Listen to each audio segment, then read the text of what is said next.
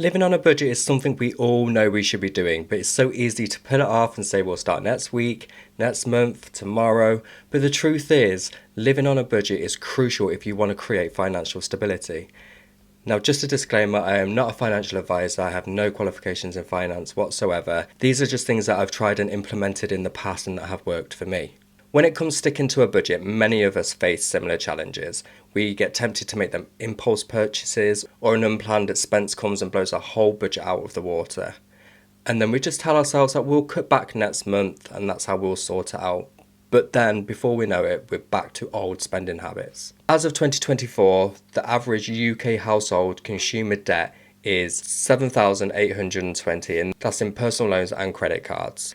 In addition, households owe another 8,500 in student loans and 193,700 on their homes if they have a mortgage. The total debt owed in the UK is a staggering £1.8 billion. Now that is a lot.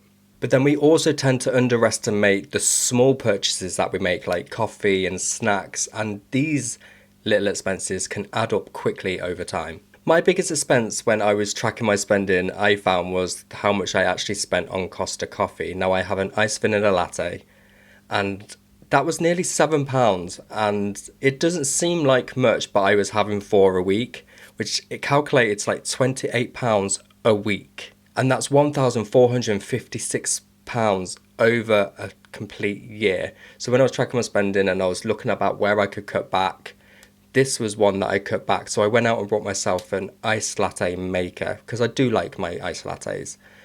And I've cut that down to £1.26 per coffee. Now I still have 4 a week. I'm actually saving £1,194 over the span of the year. Now don't get me wrong, I will still probably have maybe 1 a month if I'm going out with friends and meeting people. But that's a lot of money that I've saved just by not making that purchase. We also have trouble saying no to social invitations that cost money, or we're pressured to keep up with our friends and family who are living beyond their means. So let's be real, budgeting is boring and uncomfortable, so we just put it off altogether. But despite all these challenges, budgeting is a skill that could be learned and mastered, and when we take control of our finances, we feel more confident, secure, and more at peace. How do we budget effectively? First off, track your expenses for a whole month. Get a notebook or put it in an app on your phone and write down everything that you spend in one calendar month. And then the next month you can go through that list and see where you can make cutbacks. So once you've tracked your expenses, you also need to prioritize your needs and your wants. Do you really need that new video game, or do you really need that new jumper? Or can you find alternatives for travel and entertainment?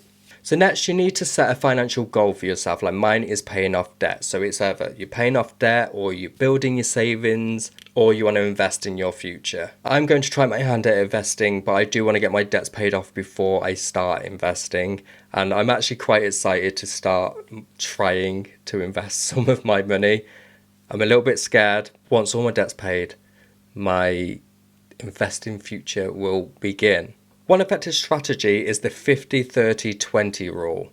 Now, I'm personally not using this at the moment, but I have in the past, and I know people that are still using it to this day. This is where 50% of your paycheck goes towards essentials like household bills, groceries, etc.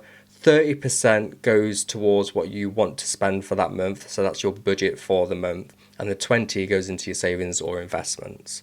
Now, like I said, I've not used this one for a very long time, but I have in the past, and many people are still using this strategy. Another one that I see quite a lot of people doing, and I did do this one when I very first moved into my own flat, was the envelope system. Now, this is where you have envelopes and then you budget out. So like your rent, your groceries, your entertainment, it all goes into an envelope, and then you put savings into that envelope too. This helps you stick to your budget and stops you from overspending because you have that money allocated for that specific thing. And to be completely honest, these are the ones that I am not using at the moment, but I have used in the past, and that's just me being completely transparent. I'm trying something new for me at the moment where I've tracked all my expenses and I now know what's going out, and then I do set myself a little bit of a budget that I can live on for the month because I'm trying a frugal living lifestyle at the moment.